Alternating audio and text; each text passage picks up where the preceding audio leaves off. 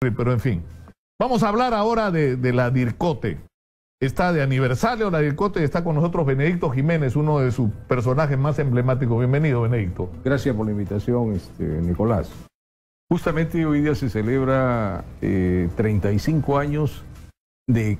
No, yo lo llamaría creación, porque creación, la DIRCOTE aparece el año 81 como División de Policía Antisubversiva, DIPAS, que operaba en Porta Miraflores. ¿Qué pasó el 83, el 5 de julio? Este general,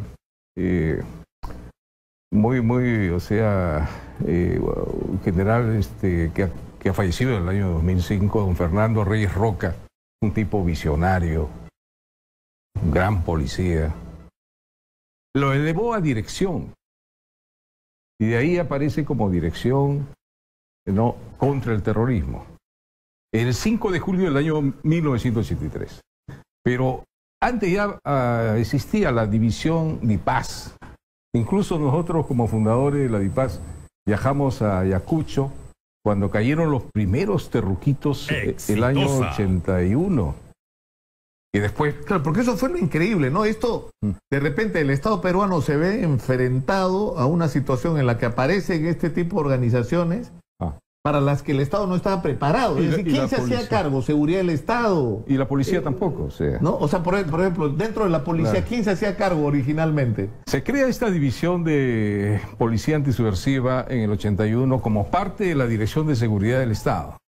Se crea ahí. Y justo se independiza a partir del año 83. Ahí estaba don Guillermo Rivarola Baltré, me acuerdo, como general director de Seguridad del Estado. Y la DIPAS era un apéndice de esa gran dirección. Con Fernando Reyes Roca se logra su autonomía y su desarrollo, porque ya tenía dinero, podía tener... Es decir, se llega a la conclusión de que para enfrentar este fenómeno, que esto va en serio, necesitamos, claro, a policías especializados dedicados. Ahora época, no sabíamos nada sobre Nicolás, el tema. En esa época desconocíamos sobre Sendero. Incluso los que mandaban a la DIRCOTE eran gente sancionada. Nadie quería ir a la DIRCOTE. ¿Por qué? Porque era un riesgo.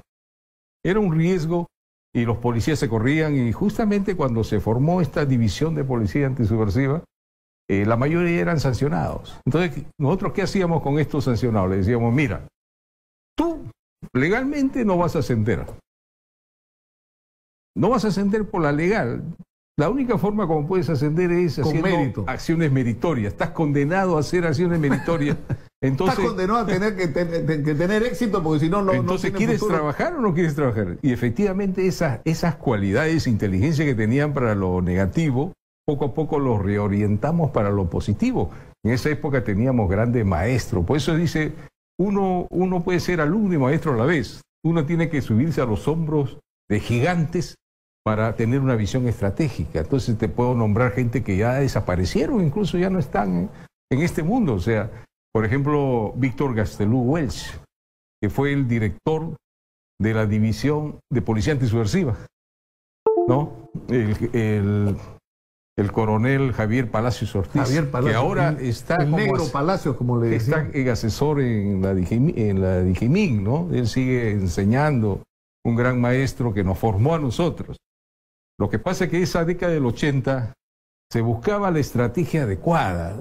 ¿Sabe? En estrategia hay un término que utilizamos nosotros que es el punto de quiebre. Exitosa. El punto de quiebre es cuando ya se define, como en un partido, quién gana, quién pierde. Toda esa década del 80 se buscaba el punto de quiebre. Entonces todos pensaron en la Fuerza Armada.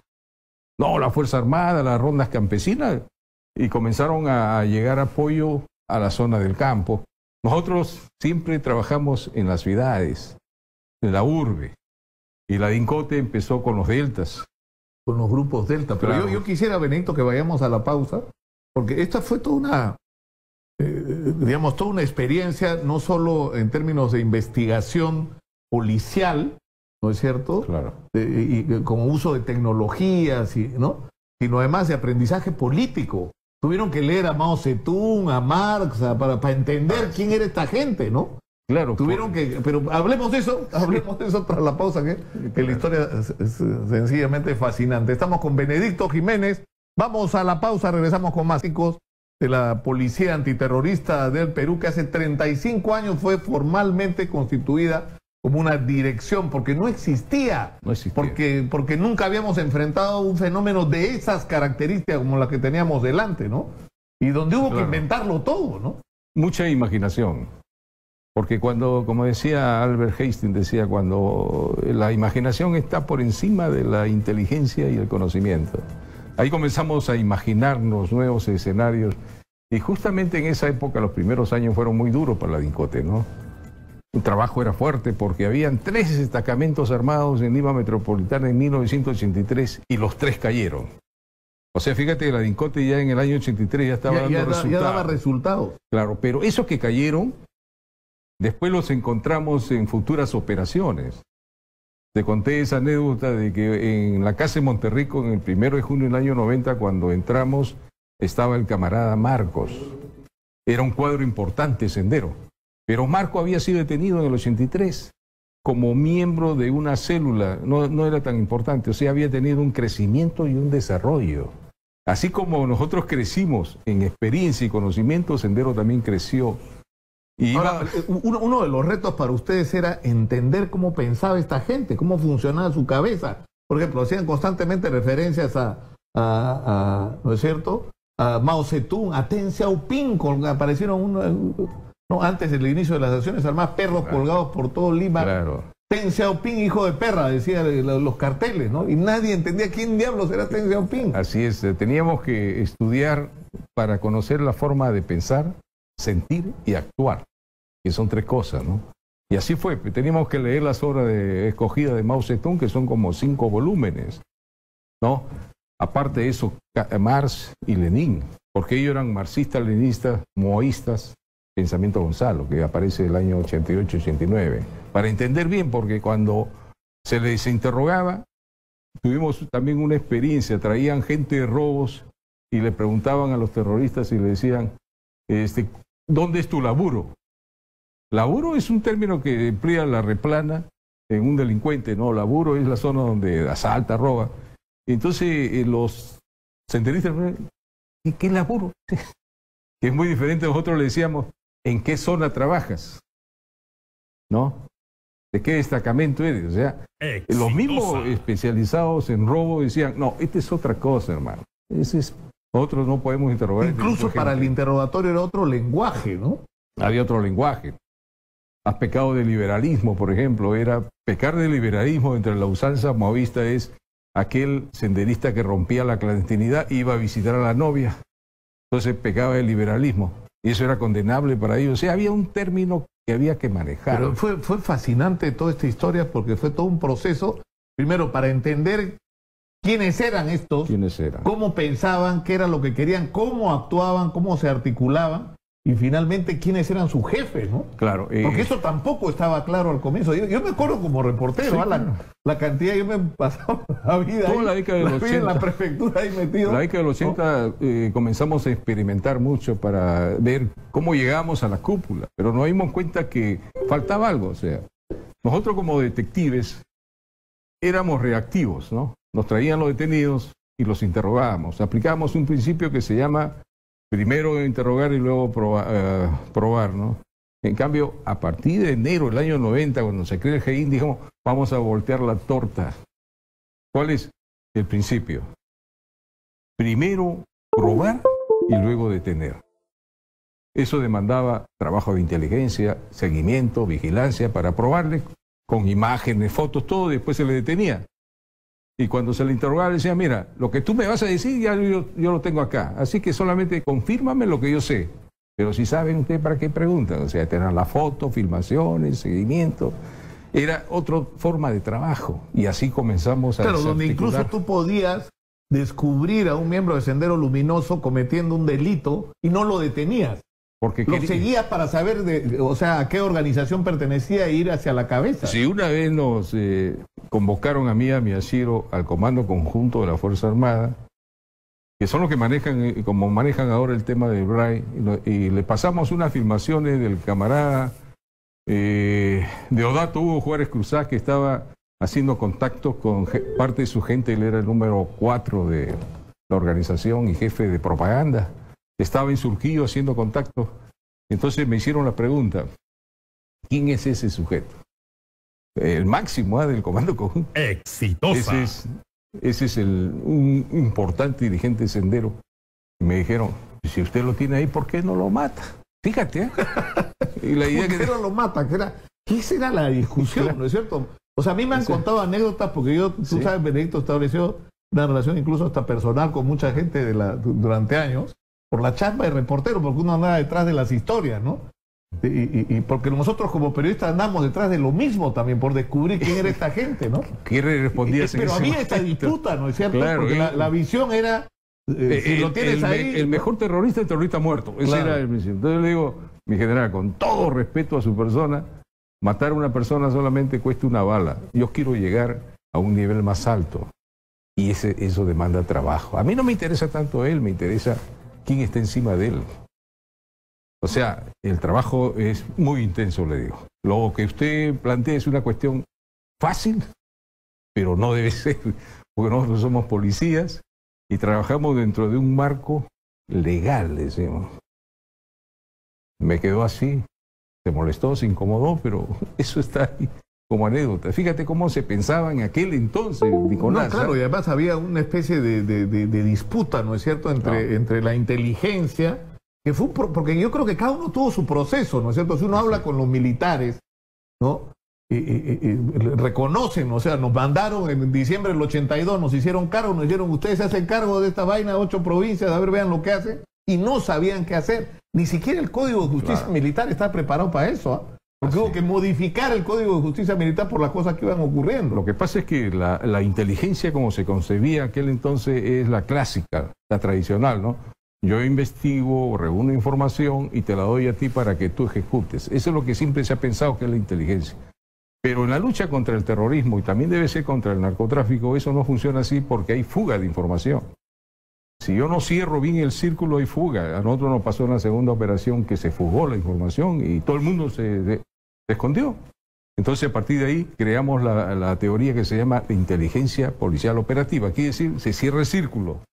Ya hacemos inteligencia y golpeamos, pero los que golpean, ejecutan y hacen el informe final son gente del mismo GEIN. Y creamos un departamento que es de investigación básica.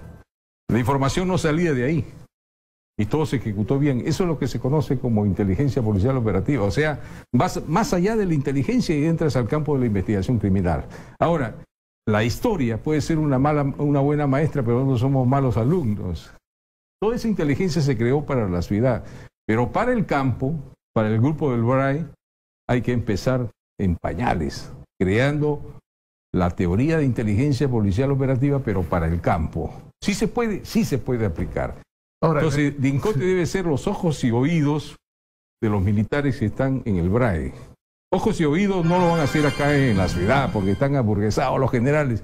El general Baella Malca, que es una persona a quien respeto y le pido un saludo caluroso, el director de la DINCOTE, debería estar con su Estado Mayor en el BRAE, manejando la inteligencia policial operativa. Y cuando regrese, que nos traiga aquí Pepe Palomino. Claro, para no pecar de aburguesamiento, porque al mismo Guzmán Morote le decía... Lo criticaba. Muchas gracias por la información, Erika. Vamos a seguir reportando sobre este incendio en Camarra. Estamos con Benedicto Jiménez, uno de los personajes emblemáticos de la DINCOTE, que el día de hoy cumple 35 años de fundación como una dependencia o como un órgano independiente, ¿no es cierto?, de la policía, con recursos y estamos tratando de remontarnos un poco en la historia. Yo tengo una anécdota increíble de esas épocas, porque siempre uno andaba buscando, o sea, por ejemplo, descubrimos la historia de la familia Morote, ¿no?, las familias en Sendero, y de ahí descubrimos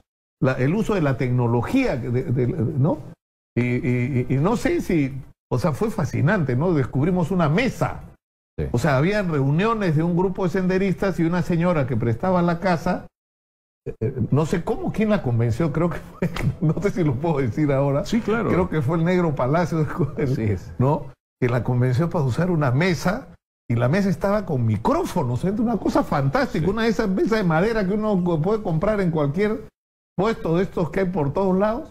No sé cómo habían hecho, la habían perforado, le habían metido unos micros súper sofisticados y escuchaban todo lo que conversaban ahí dentro. Había que improvisar muchas veces porque no había gran apoyo, o sea, pero habían unos técnicos que eran creativos e innovadores, como este suboficial Capa, que después estuvo trabajando con nosotros en el GEIN, ¿no? Que improvisaba las cámaras para filmar de espalda, cuando eran unas tremendas cámaras en aquel entonces. Él había hecho artilugios y se filmaba de espalda, ¿no? O sea, se las ingeniaban. O sea, había gente de primera, yo pienso... Ahora, lo que uno piensa ahora es lo siguiente, es decir, ustedes logran golpear a Sendero Luminoso y al MRTA, ¿no es cierto? Capturar a todos sus dirigentes, prácticamente a los más importantes, desbaratar, o sea, les producen ¿no? les ocasiona una enorme derrota. Pero ellos se reinventan. Es decir, ellos no han dejado de actuar. Por ejemplo, los Quispe Palomino, que se negaron a renunciar a la lucha armada, también cambiaron de estrategia. Es decir, ellos, por ejemplo, mantienen acciones armadas, pero no tienen enfrentamientos con la población. O sea, no hay reportes de la población de abusos de estos senderistas que tratan de enamorar a la gente y de tener una relación cordial con ellos, ¿no? Para tratar de lograr un nivel de influencia y aparentemente o sea, no han logrado reclutar gente, pero por lo menos han logrado que la gente lo deje seguir donde están. Pero por el otro lado, Abimael Guzmán, que es el dirigente de la organización más grande de Sendero Luminoso que existe hoy, lo que ha hecho es entrar en una fase donde no hay lucha armada, sino donde se hace actividad política, ¿no es cierto? Están en esa... que para ellos puede durar 10 años. Claro, porque ellos no se preocupan por los tiempos, ¿no? Es una guerra prolongada. O sea, es lo que aplicaba Mao Zedong, guerra prolongada. Entonces, para ellos no hay tiempo. El gobierno tiene 5 años. Ellos no, ellos se pasan los 5 años. O sea, no importa eso. La derrota total de Sendero debió haberse dado en 3 campos, ¿no? Militar, ideológica y políticamente. No se dio en el campo ideológico y político, por eso que ellos se han reinventado en esos campos, pero aceptan que militarmente están muy golpeados. Eso sí aceptan. La misma Elena Iparraguirre acepta eso. En esta entrevista que le da a Antonio Zapata. Antonio Zapata, que tiene un libro muy interesante, lo he leído, lo he analizado el libro, porque por primera vez Elena Iparraguirre le cuenta cosas que nosotros estábamos en duda, ¿no? Por ejemplo, en la casa de Buenavista se hablaba de que había un soplo, por eso que se escaparon, o que llamó Fujimori, llamó por teléfono al general y que por eso no se le capturó. Entonces, se tejieron una serie de hipótesis. Yo siempre pensaba de que fue un soplo y que alguien le avisó, le dejó un papel, pero ¿qué cosa dice la Elena Iparraguirre? Que una de las mujeres que estaban con ella se dio cuenta de la vigilancia y alertó. Ya entonces ya uno tiene una idea más clara que fueron detectadas la vigilancia. Como es normal, o sea, ¿por qué? Porque nosotros teníamos pocos equipos también. Teníamos una camioneta azul prestada de que era muy visible. Entonces detectaron la vigilancia y por eso se escaparon. Que después cayeron, porque después se han tejido una serie de hipótesis, ¿no? De que por qué si hubieran capturado ahí no hubieran cometido tantos atentados después. Pero es así. El golpe a Sendero ha sido en forma paulatino, se ha aprendido a través del tiempo. Pero perdimos continuidad, Benedicto.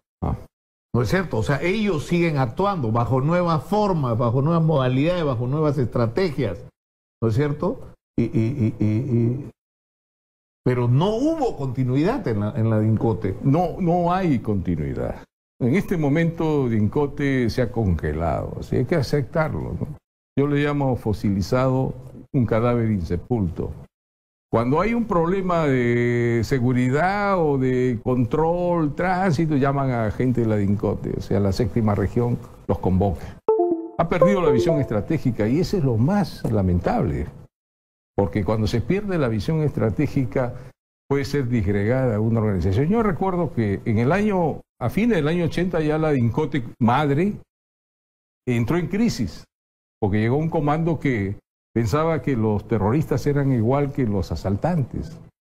Entonces entra en crisis y nosotros tuvimos que crear el GEIN para retomar nuevamente darle un impulso y cambiar la metodología, los principios y todo eso. Claro. En este momento Dincote debe hacerse una autocrítica, una autoevaluación y prepararse para los escenarios futuros. Claro, porque por ejemplo, mucha gente piensa, yo creo que con poca inteligencia, que por ejemplo, si le niegas la inscripción al MOVES ya resolviste, pero no has resuelto ningún problema. Porque eso está dentro de los planes. Que nos nieguen la inscripción, mejor, dicen los senderos. Claro. Mejor, ¿no es cierto? Porque tienen una estrategia de largo plazo. Nosotros deberíamos tener la nuestra. Así es. ¿No es cierto? De ir así paso a paso dando la pelea, pero con una visión clara de qué es lo que son, de qué, cómo están actuando. Tienen una dirección en este momento. Así es. Hoy Sendero Luminoso tiene un comité central, un comité, no sé qué nombre tendrá, pero alguien está dirigiendo su organización hoy. Alguien está tomando las decisiones. Así, son 3 grupos bien marcados, ¿no? El grupo del BRAE, hay otro grupo que es la línea Proseguir y el grupo Solución Política. Son 3 grupos.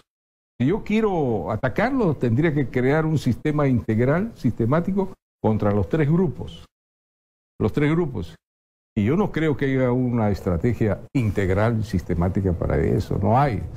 Incluso debería prepararse Dincote ahora para el escenario del BRAE. Ser los ojos y oídos de los militares. Porque la solución la tiene Dincote. Cuando la gente esperaba que sean las Fuerzas Armadas, la policía capturó al líder. Entonces la pregunta, a veces yo los motivo a los policías que los encuentro, le digo, sí, que la inseguridad, que los altos índices de inseguridad ciudadana han crecido, que llamen, saquen a los militares. Escuché, creo, a Philip Butler, que saquen a los militares. Esa no es la solución, pues, hermano. El militar está preparado para disparar. Y el delincuente que maneja carros lujosos del año, cuando ve a un militar, asalta a la vuelta. O sea, esa no es la solución la tiene que dar la policía.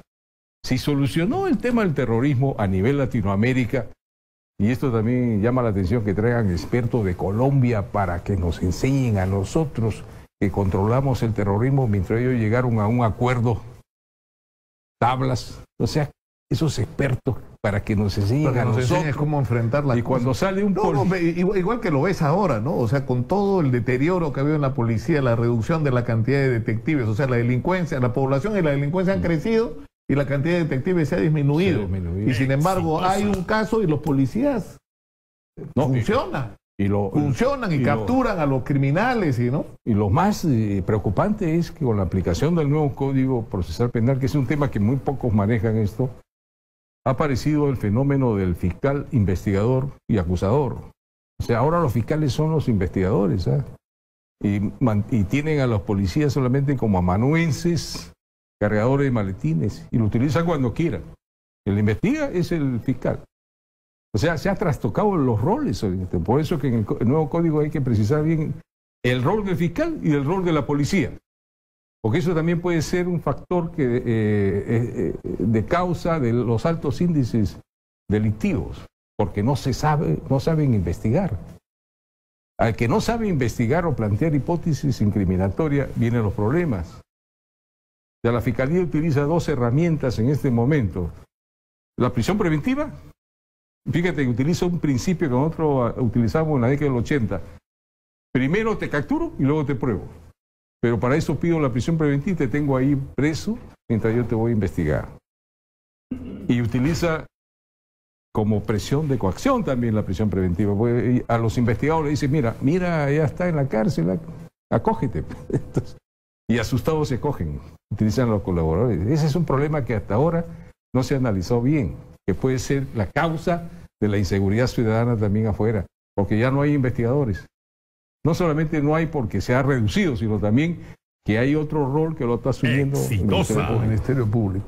Bueno, Benedicto, yo te agradezco muchísimo por haber estado con nosotros esta mañana y yo creo que los peruanos debemos reconocer nuestra historia, es decir, derrotar a Sendero Luminoso, meter preso a sus dirigentes no fue producto del azar, fue producto de un trabajo sistemático, esforzado, de amanecidas, de estudios, de indagación, de imaginación, como dice Benedicto, y dio sus frutos finalmente, ¿no es cierto? El uso de la inteligencia y del talento. Y eso es algo que perdió continuidad, eso es algo que hay que recuperar porque está ahí, además está ahí. Bueno, Nicolás, es un buen motivo para saludar y desearle un feliz día al general Bahía, que es el director de la Policía Antiterrorista, a sus coroneles, oficiales y subalternos que en este momento están trabajando en la DINCOTE, y a todos aquellos que con un grano de arena hicieron historia en la DINCOTE. Algunos viven, otros no, porque el éxito de la captura de Guzmán, si bien es cierto lo hizo un grupo, pero esos grupos aprendieron de grandes maestros que hubo en la DINCOTE. Que pasen un bonito día, que se recuerde siempre este día como algo histórico, ¿no? Muchas gracias a Benedicto Jiménez. Vamos a la pausa. Nos ha llamado Iván Noguera.